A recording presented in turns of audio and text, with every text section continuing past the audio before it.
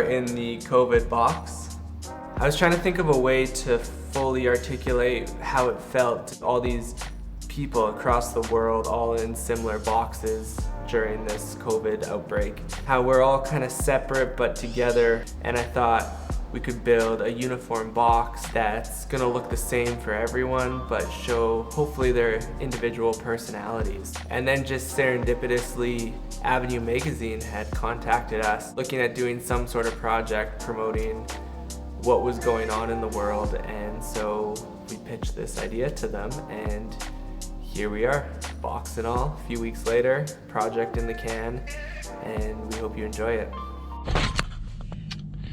So I got my truck full of stuff from Home Depot in the back there now, this rental truck. I'm gonna go to the bay that we rented.